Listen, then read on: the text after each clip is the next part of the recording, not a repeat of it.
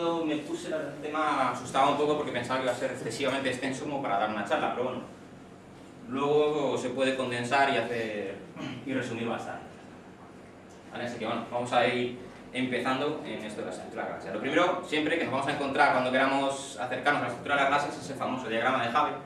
He cogido esta forma de diagrama porque me gusta más que el otro. El otro siempre da como a entender que unas galaxias vienen de otras, ¿no? Las elípticas dan lugar a otras, y no es cierto, ¿vale? Esto simplemente es una clasificación en cuanto a la estructura de las galaxias, ¿vale? En cuanto a la estructura que tenemos galaxias elípticas, lenticulares, espirales e irregulares.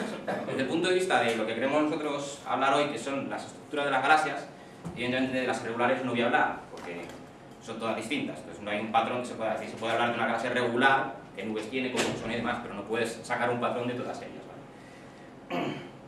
Luego, dentro de las espirales, ¿vale? Tenéis como dos columnas, unas que son espirales normales, por así decirlo, y otras que tienen en su centro una especie de barra, ¿vale? Se llaman espirales barradas o espirales. Luego, las lenticulares son básicamente igual que una galaxia espiral, pero sin brazos espirales, es decir, tienen su bulbo y su disco, pero no tienen brazos, ¿vale? Por lo tanto, aquí ya tenemos una forma de poder afrontar esto, es decir, podemos hablar de las galaxias espirales y todo lo que digamos más o menos se puede aplicar a las lenticulares, menos lo referente a los brazos de las galaxias, ¿vale?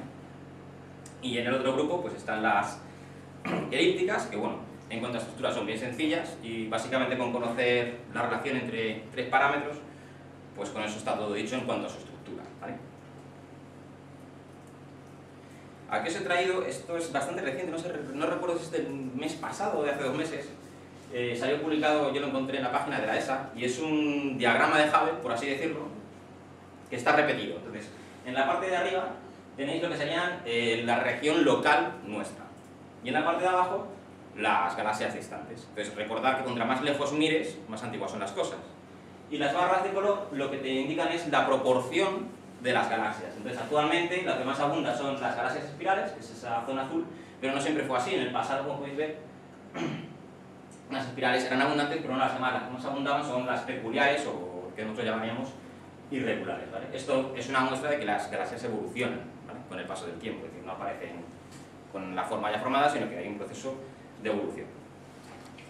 Bueno, galaxias elípticas, ¿vale? Pues las galaxias elípticas son, en cuanto a, desde el punto de vista de su estructura, son realmente sencillas, ¿vale? Basta con conocer la longitud de sus tres ejes, ¿vale? Si dos de sus ejes tienen la misma longitud, entonces se les llama esferoides, ¿vale? En las imágenes, el esferoide A, ¿vale? Ese está achatado por los polos, ¿vale? El siguiente esferoide estaría achatado en la dirección ecuatorial. Y si los tres ejes tienen distintas longitudes, entonces es cuando se habla de un elipsoide, ¿vale? Esto es más o menos sencillo de decir, pero pensar que no es tan fácil de saber, o de saber las dimensiones reales. Tenemos que hacerlo en base a lo que vemos. Entonces, ¿cuál es el ángulo de visión que yo tengo respecto a la galaxia? Eso influye en cómo yo lo voy a ver. Me puede parecer redonda y no tiene por qué serlo, ¿vale? Aquí tenéis un ejemplo en el que sería ese círculo amarillo, sería la galaxia, el tamaño real de la galaxia. No es una galaxia elíptica, pero para que veáis el efecto. La galaxia es redonda, por así decirlo, pero nosotros la veríamos, respecto a nosotros estaría inclinada. Entonces nosotros lo que veríamos sería esta franja de aquí. Entonces a partir de aquí sacar la dimensión real no es tan sencillo, ¿vale? Pero bueno, recordad que en cuanto a estructura, que es lo que a nosotros sí nos interesa, con conocer las relaciones de tamaño entre los tres ejes, ya puedes clasificarlos en esferoide o en elipsoide, ¿vale? En cuanto a estructura son bastante sencillas, poco más hay que añadir.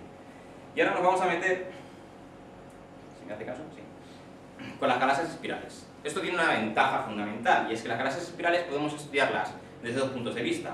Uno, desde fuera, es decir, podemos observar galaxias espirales, y otro desde dentro, porque la nuestra es una galaxia espiral, ¿vale? Así que voy a hablar prácticamente de la Vía Láctea, ¿vale? Y casi todo lo que diga es aplicable a otras galaxias. No obstante, en algunos casos pondré una imagen o algún ejemplo de otra galaxia para que veáis que también se cumple, ¿vale? Lo primero que tenemos aquí son dos esquemas que representan lo mismo desde dos puntos de vista distintos, ¿vale? Que es, en este caso, la Vía Láctea vista desde fuera. A la derecha tenéis cómo se vería desde perfil, ¿vale? Si nos vamos muy lejos de la galaxia y miramos de perfil. Entonces, ¿qué es lo que observas? Lo primero que se... hay cosas que no se ven como la materia oscura, ¿vale? Pero lo primero que te encontrarías sería un halo de materia oscura, luego hay un halo estelar, y dentro de todo eso tenemos el disco, ¿vale? Con el bulbo, ¿vale? Esas son las características esenciales de las galaxias elípticas.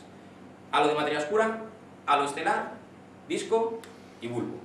¿Vale? Esas son, en cuanto a estructura, eso es lo esencial. Luego dentro del disco hay otras estructuras más pequeñas como cúmulos o nubes y demás, ¿vale? Pero desde el punto de vista galáctico a gran escala, esto es lo que nos interesa.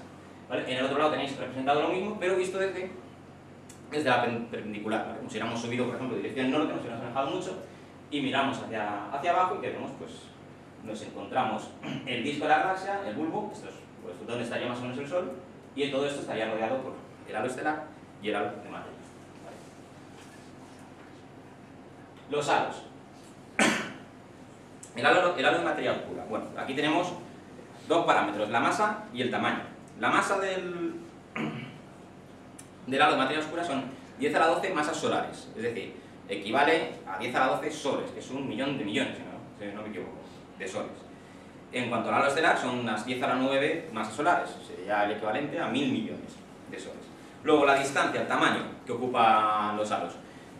Esto es muy difícil de determinar, ¿vale? Porque no, es decir, no tienes un límite en el que dices, y aquí se acabó, sino que se va, según te alejas de la galaxia, pues va viendo menos, pero es paulatino. Entonces, ¿dónde pones el límite? ¿Dónde puedes considerar que ya se ha acabado y cuando no? Es decir, puede ser muy claro decir, aquí ya no, pero lo que es la frontera es bastante difícil. Para el halo de materia oscura se han hecho observaciones de las nubes de Magallanes, que sabéis que son dos galaxias muy pequeñitas que orbitan alrededor de la Vía Láctea, y se han detectado que hasta ahí llega. Por lo tanto, como mínimo, el diámetro del halo es 120 kiloparsecs, que son 390.200 años, ¿vale? Más o menos. Y en cuanto al halo estelar, tenemos el mismo problema, es decir, tenemos cúmulos y las estrellas que están en el halo, pero van disminuyendo según te alejas, pero no tienes una frontera clara, ¿vale? Entonces, más o menos es 20 kiloparsecs más allá del disco. Vale. El halo de materia oscura. Bueno, esto de la materia oscura, como sabéis, es una incógnita, no sabemos lo que es, pero dentro de la galaxia habría dos componentes de materia oscura, uno bariónica y otra no bariónica. ¿Vale? Bariónica es la materia de la que estamos hechos nosotros, las sillas, las estrellas, los planetas, todo lo que está hecho por átomos que en su núcleo tienen neutrones y protones. La materia bariónica, que formaría parte de la materia oscura, principalmente son enanas marrones, ¿vale? Son estrellas que no tienen la suficiente masa como para iniciar procesos de fusión en su interior, ¿vale? Por así decirlo, son estrellas que no brillan, por lo tanto son más grandes que Júpiter, que es un planeta, son bastante más grandes, pero no llegan a tener tamaño suficiente, la masa suficiente, para iniciar esos procesos de fusión y empezar a emitir luz. De ahí lo de enanas, porque son estrellas, por así decirlo, muy pequeñas, y marrones porque realmente no emiten procesos, ¿vale?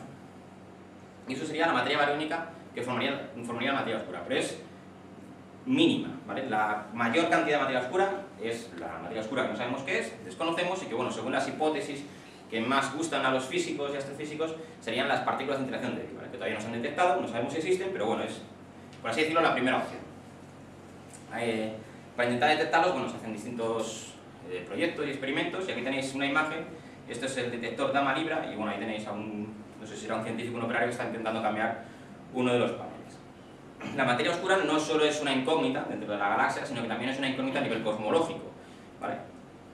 Si representamos el contenido del universo, ¿vale? En morado, granate, tenéis la energía oscura, un 72%, y el quesito azul, que es el que está resaltado, es la cantidad de materia oscura que contiene el universo, que es un 23%, ¿vale? Un 23% que detectamos, pero no sabemos lo que es, igual que con la energía oscura. El quesito gris es la materia bariónica, que es lo que conocemos. Vale, ¿cómo sabemos esto de la materia oscura? ¿Cómo podemos llegar a deducirlo? Bueno, se puede hacer de una forma relativamente fácil sin meternos en grandes complejidades, ¿vale? Ahí tenéis tres ecuaciones, la primera de ellas es la segunda ley de Newton, ¿vale? La fuerza que se aplica a un cuerpo es proporcional a la masa que tiene y a la aceleración que experimenta. La segunda es la ley de la gravitación de Newton, ¿vale? La fuerza de la gravitación entre dos objetos es directamente proporcional al producto de sus masas, dividido entre la distancia que los separa al cuadrado, y bueno, G, que es la constante de la gravedad. Y por último tenéis la aceleración que experimenta un cuerpo en un movimiento circular, ¿vale? Las órbitas no son circulares, son elípticas, pero bueno, nos vamos a permitir la licencia de hacer esa aproximación porque es bastante más sencillo de esta manera. Utilizando estas tres ecuaciones, lo podéis hacer en casa, es bastante sencillo, despejar y sustituir, ¿vale? Podemos llegar a deducir cuál es el valor de la velocidad, ¿vale? Entonces la velocidad depende de la constante de la gravitación, que es una constante, nos da igual, la masa y la distancia al centro, ¿vale? El radio, lo he puesto D, pero bueno, es el radio, y eso está elevado a la raíz cuadrada. Bien, si ahora suponemos, ¿vale? Empezamos a meter unos valores, decimos, bueno, vamos a imaginar que la masa está concentrada toda en un punto, en el centro del sistema, por ejemplo, el sistema solar, está toda la masa en el Sol, la masa de los planetas, satélites y demás es bastante despreciable, no la tenemos en cuenta, y empezamos a calcular las velocidades de objetos a distintas distancias de ese centro.